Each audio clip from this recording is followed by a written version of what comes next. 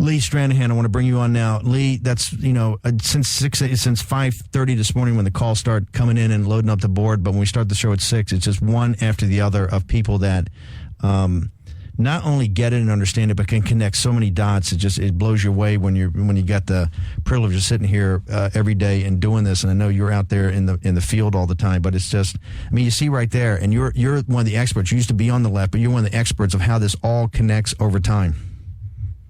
Yeah, Steve, it's interesting. We're seeing the same thing on the ground out here.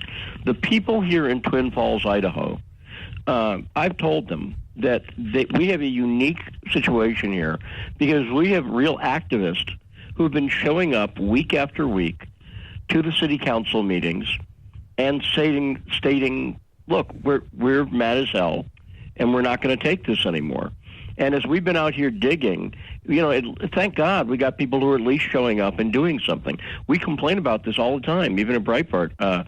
Where are the activists? Where are the activists? Well, we got them right here in Twin Falls, and it's a good thing. The police blotter right now for Twin Falls, in just the past couple months, let's look at what we have. Related to this refugee program, which has started bringing in majority Muslims in the past 5 years, in the police blotter, just the past 2 months, we have 2 very disturbing sexual assaults. One of a developmentally disabled 5-year-old girl who was penetrated, raped by refugee boys out here. That was June 2nd, this past weekend. Let's be blunt, and I apologize for everybody taking kids to school or taking them to summer camp, but it's time to be frank. She was anally raped and orally raped and then was urinated on. Was that not correct, Mr. Lee Stranahan? No, that's exactly right, and that's according to everyone we've talked to. She's 5 years old. She's 5 years old, correct?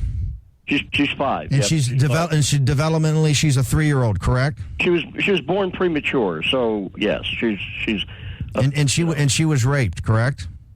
That's what we're hearing, and according to my understanding of the definition in most of the country, yes, that's the question. Here's the thing: the reason I'm not trying to pussyfoot around.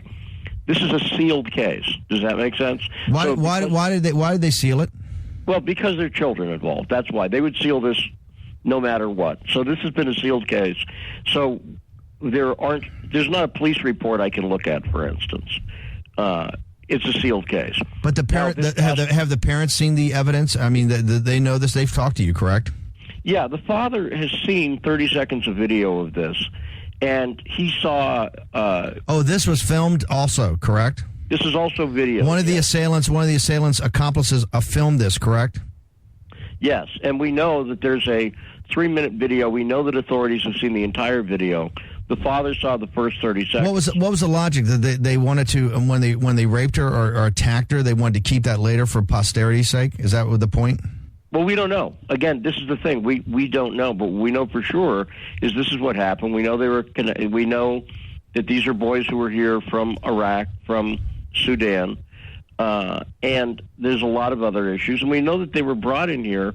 The refugees have been brought in here for cheap labor and taking jobs for Americans. Now, the case we know a lot more about happened this weekend. It was a 33-year-old mentally retarded woman who was molested, and she would have been raped if she'd not left, but she fled the scene.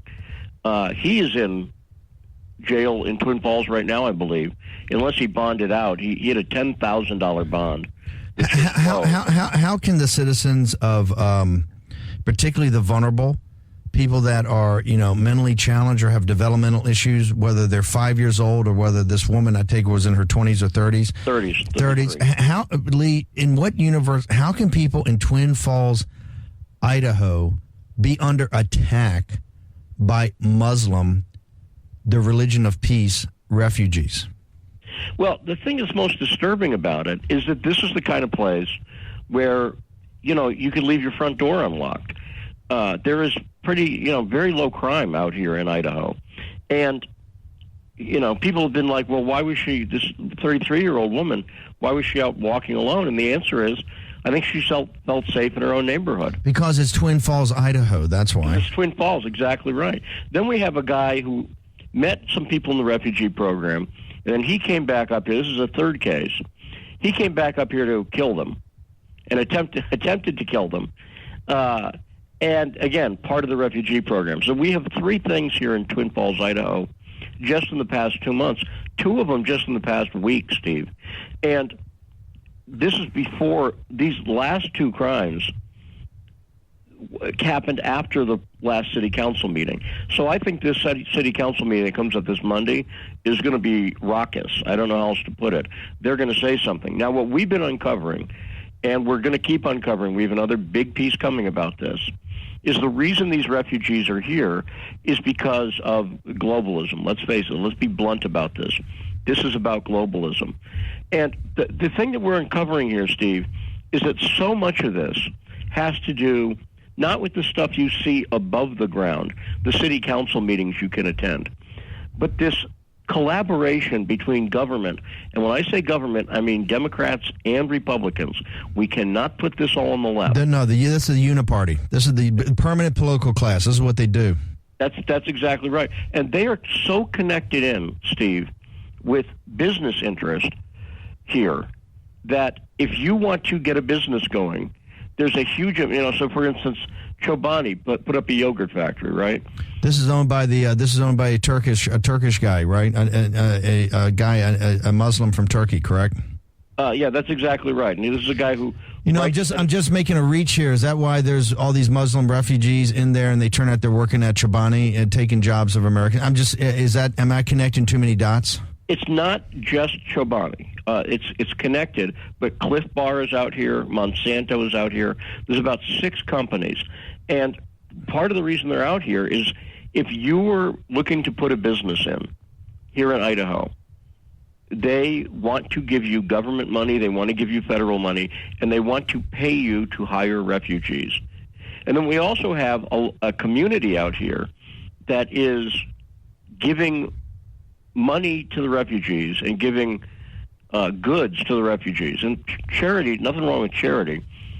But on the other hand, it doesn't seem like there's a homeless shelter for men, and there are homeless people in Twin Falls. It doesn't seem like there's a homeless shelter for men, and that would include vets, right? People with Americans who have problems. So we have this thing where they're doing a lot of stuff, and really, Michael Patrick Leahy has nailed this. Yeah, amazing. This goes back to the 1990s, the Clinton administration, and this is where this fundamental transformation began.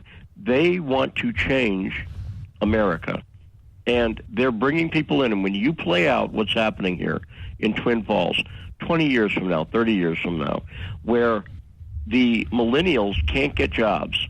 Yep. Because there's an incentive for the refugees to get jobs. So the millennials are going to leave. On your tax dollars. That's exactly right. The millennials are going to leave. Picture the way Twin Falls. Yeah, this is how they're going to break. This is going to how to break. This is going to how to break small town America. Lee, we got to jump. Let me ask you. You've got the town council meeting on Monday, and you're about to break another big story today, and further reporting over the weekend. This is only going to get bigger. Lee Stranahan's out there is going to be out there for a while because we got a lot more that's going to come up on this story, Lee. So what do we got? You're coming up with what today? What's the story you're going to be breaking today? Well, we're going to have an interview, a little bit of a mini documentary I'm working on out here. We're going to have a little bit of a mini documentary showing a 28-year-old kid who's a veteran out here. He can't get a job out here. But the big thing, Steve, look, people need to realize Twin Falls is where you live. Twin Falls is every place in this country. Yep. And we're seeing it happen now. And if you want to wait until your country turns into France or Cologne, Germany, if you want to wait, you can wait.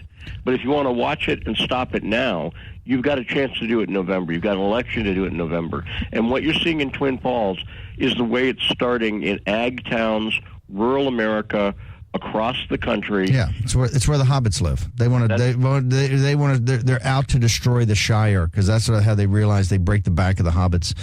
Lee Stranahan, our lead investigative reporter, live from Twin Falls, Idaho. Lee, thanks for getting up so early. I know you're working around the clock out there.